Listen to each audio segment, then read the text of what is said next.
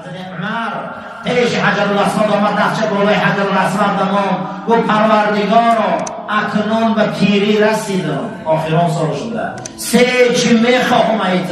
یکم عدالت در زمین جاری کردم، دویم میخواهم که در این دین شهید شوم، سوم میخواهم که در شهر پیغمبرت قبر شوم. خواهش رو امینه. وقتی مرگ شونده میگه عبدالله پسر عمر که اجاج دویده میخزرده، میگه لبای اوتا جان، میگه پیشی عایشه را گو عمر میخواه که در پیش دو دوستش قبر شود. عمر میخواه که در پیش دو دوستش قبر شود. اگر عایشه نماند نگفت به شما منو بری کجای ده گور میکنی یا میپرتوی من راضیم. در مناقبش میبره حضرتم. وقتی که میگه آمدن که ام المؤمنین اجازت نداد، ابو دردا روایت میکنه میگه قسم به خدا میگه اجازت نشد، میگه آوردیم رساندیم شه امیرالمؤمنین که امپراتوری روم میلرزید، فارس با پررگی پخت پرخشه برآورد فارس. میگه زمانی که گفتن که اجازت نیست، خودش میگه زخمی بود از پیش عقیب و کار ترور شده بود. میگه نگاه میکردیم در درون جاگه رنگ کودک برای اوچش گریه میکنه، آخه گریه داره که من اجازت ندادن اطراف رسول اکرم ده، من اجازت ندادن گریه کرد. میگه بعد از او گفت که اکنون عایشه اجازت نداد، گفت اگه یک جای خودم خواب میرم، عایشه مادرمون که اجازت نداد یعنی که تابوتی من میگیره و پیش روضه مبارک میبره، اینو صدا را بلند میکنه طرف روضه که عمر آورده که اجازته یا نه. و میگه همه جنازه‌ش آوردن رو بروی روضه مبارک، صدا بلند کرد ابو دردا که ای فرستاده خدا، تو گفته که مردم رنگی زنده میشنوه، عمر آورده اگه اگر اجازت باشه خاکش کنیم، نباشه دیگر جا بقی میبریم شه. میگه ابو دردا خودم فهمیدم که رسول اکرم گفت که عمر همیجا بیارید. برای امین برادرو، انا اینای قدر، انا اینای منزلت، انا اینای بزرگی امروز عمر در آغوش رسول اکرم خوبه. ما باید آرزو کنیم، بدرین دیلمون آرزو داشته باشیم که به کدام عمل خدا قد چوبا میخریم، خدا ما را در همون سرزمین جانمون نگیره، در شهر پیغمبرش، در زمین خدا، در سر قرآن حضرت عثمان کشتن، در سر قرآن کشتن. یکی از عالمای اسلام دائم مقصد دیگه تنقید میکردن، شیخ طنطاوی رو میخوندن، حکم شگی فاسق، مشرک، بدعتکار، هر چی میگفتن شه. این حدیث حسن بصری این در سیوم دوره طواف در حج اکبر فرضی در بیخ خانه خدا، خدا قبض ارواحش کرد. خدا بنده گیر آدم در اون ملک میمره.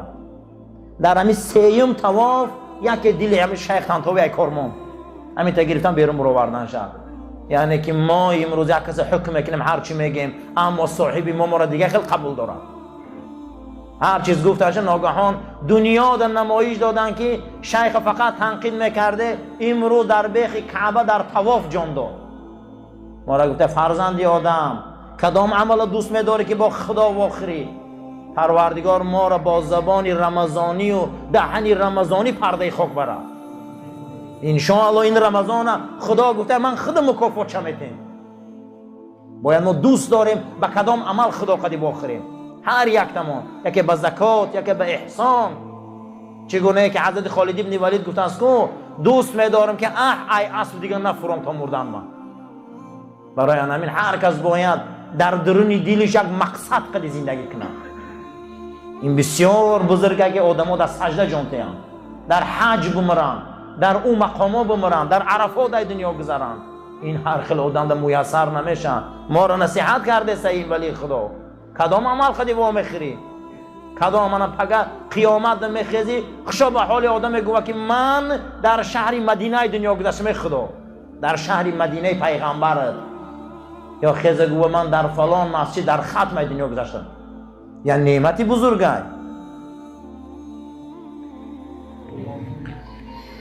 جهنم چگونه یک جای وزبینه هست. جهنم از غضب خدا خلق شدگی است که رسول اکرم صلی الله علیه و سلم فرمودند که خداوند جهنم خلق کرد، 1000 سال درد داد و آتش داد، جهنم سرخ شد. 1000 سال دیگه آتش داد، جهنم سفید شد. 1000 سال دیگه آتش داد، جهنم سیاه شد. پیغمبر صلی الله علیه و سلم فرمودن که جهنم سیاه های، دوزخ چی بوده درونش؟ سیاه. 3000 سال در درونش علاو در گرفته بوده است. برای همین این 10 روزه که ما قرار داریم و ذکر میکنیم و دعا میخوانیم، خلاصی از همین گونه جهنم سیاه های. خدای ما را از جهنم خلاص کردن. حضرت حسن بصری گفتن احتیاط کنه از همون آدمی که سخن یا آدم در پیش شما میگه، شما حتما باور داشته باشه این گپ شما رو در دیگه جا برده میرسونه. با امروز در بین ما به حد سخنچینی زیاد شد، به حد ابلیسی زیاد شد. ولی میگم در رمضان شیطان ها بسته شدگیان، دیگه شیطان هم در کار نیست. صحنه ده به شیطان بسور شدگیان. صحنه های ما ده شیطان ها خیلی زیاد شدن، شیطان های انسی. احذر، احتیاط شو. گفته او آدمی که در پیشی تو گپی دیگه آدم ها را گپ میزنه، تو ایمان داشته باش که این گپی در دیگه جا میگیم، خواه نخواه میگم. حضرت علی کرم الله وجهه فرمودین که خداوند قدر و قیمت و حقوق بنده هاشه از قدر و منزلت خودش 100 درجه در پیش مونده بوده. برای همین در سری قبر میپرسن که حق الله یا حق العبد. حق الله خدا میبخشه، حق العبد اگر کسی را آزار و غیبت و شکنجه و ضرب دادگی باشه و یا پول و امانت گرفتگی باشه آورده ته که حق العبد خدا نمیبخشه. حضرت علی گفته بودن که 500 درجه حق العبد از حق خدا پیشه. کسی را اگر یک شپلاق زده، کسی را اگر یک غیبت کردیم، کسی را اگر حقش پامال کردیم، کسی اگر در حقش ناشایستگی کردیم، تا صاحب حق راضی نباشه ما را خدا نمیبخشه. پیش حجر الاسود هم رفته گریه که نیکو حق الله مایلش حق العبد خدا نمیبخشه. بعض توبه ها همینه که آمده قرضا را میتیبه میبخشد خدا. و خیلی نیزه که اینقدر ظلم استبداد کنی و با شما گریه کنی منو بخش. بعض توبه ها همینه که آمده بخشش میپرسی. بعض توبه ها همین است که آمده چیکار میکنی؟ حق به حقدار میرسانی، انا موجب توبه قبول میشه. برای همین حق بنده بلنده. در سری تابوتا هم متان گوش کردگین که حق الله و حق العبد گپ میزنن. حق الله ده پروا نمیکنن، میگه به خدا میسپاریم. حق العبد جدی میگیرن. حتی رسول اکرم صلی الله علیه و سلم فرمودن که هر کسی یک دیگریش یک شپلاق به سبب میزنه، روز قیامت خداوند نصف زمین در بین شانه هاش میمونه. که چرا تو یک شپلاق میزنی به چی؟ کی تو که به میزنی؟ تو برای چی یک شپلاق میزنی برا؟ به سبب کسی را یک شپلاق میزنه، روز قیامت خداوند نصف زمین در تخت پوشش میمونده که میتونه بردار نمی زمینه. برای همین بسیار حق العبد وزبینه. یکی ای قدر و منزلت شناسیان همینه.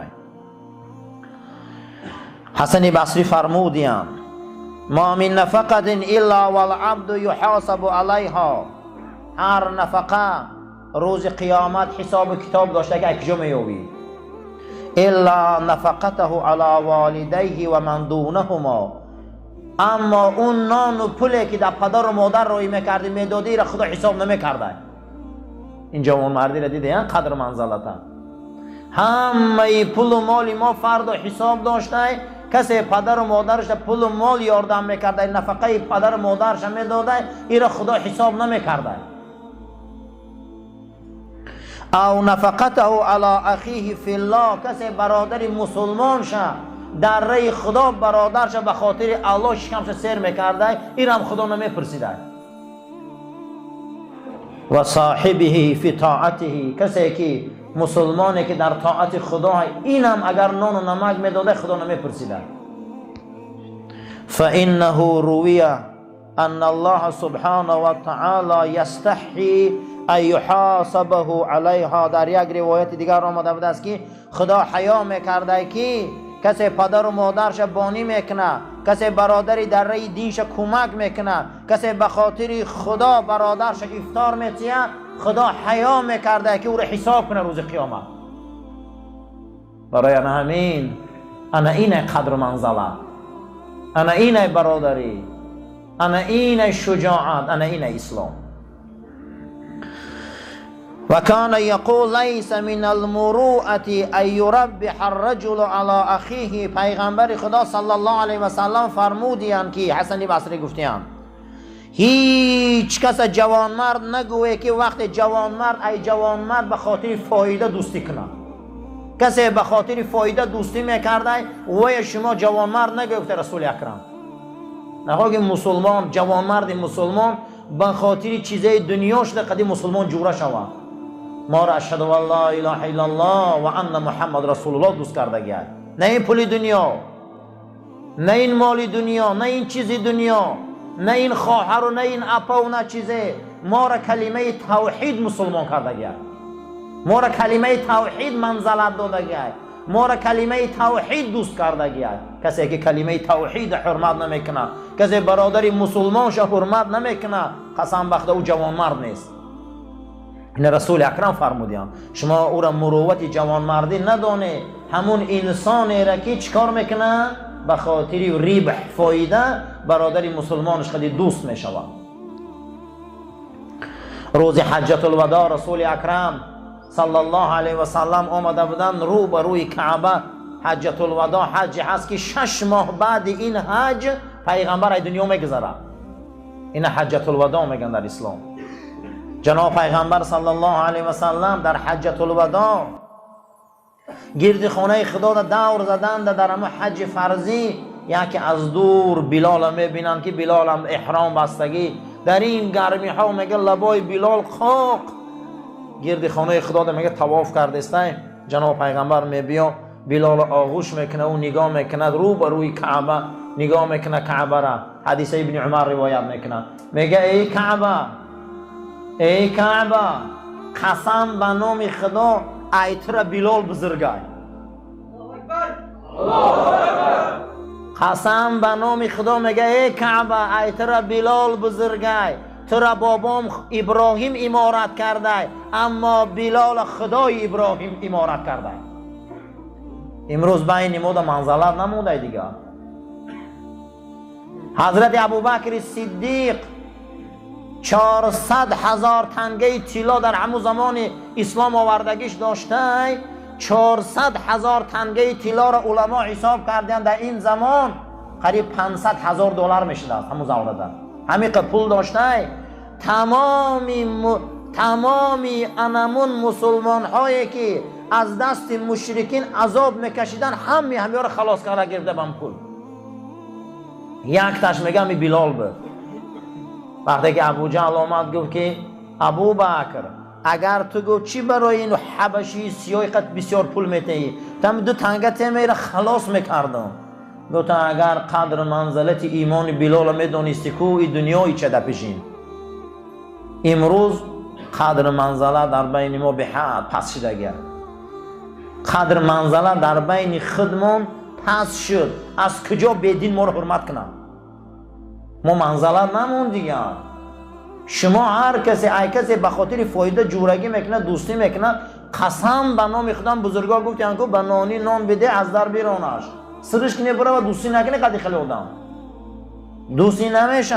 پیشتر مسلمان ها این خیلی نبودن. میگه در زمان جنگ احد 18 تن ای صحابه زخمی بود، از معرکه جنگ بیرون برآوردنش. یکی را میگه روده هاش برآمده بود، یکی را استخوانای پاش، یکی نیزه ها در بدن رس کردگی. همین حالت سعد ابن ابی وقاص میگه یک تاش صدا بلند کرد که آب.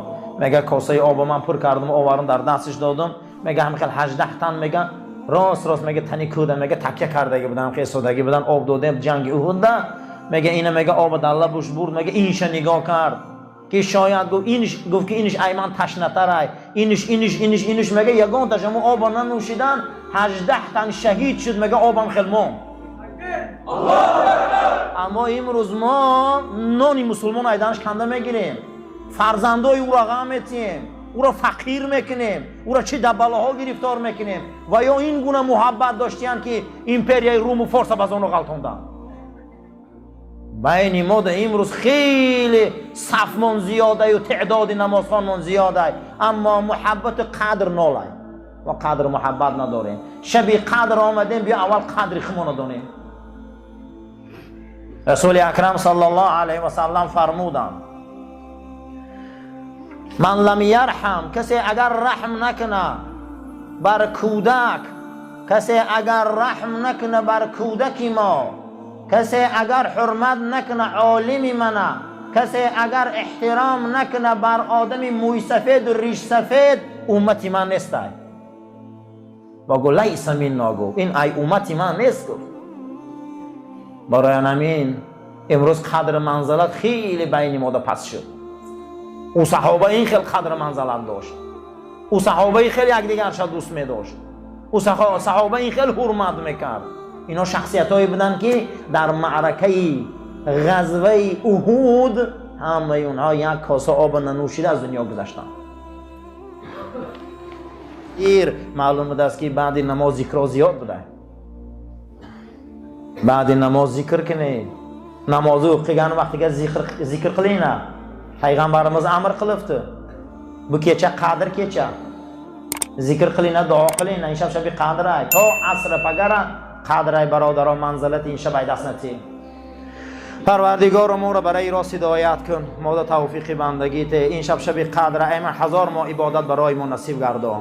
از آفت بلا کلفت ما را نگهبان باش، عاقبت کاری ما را به خیر، ایمانی ما را به سلامت گردان. آمین یا رب العالمین.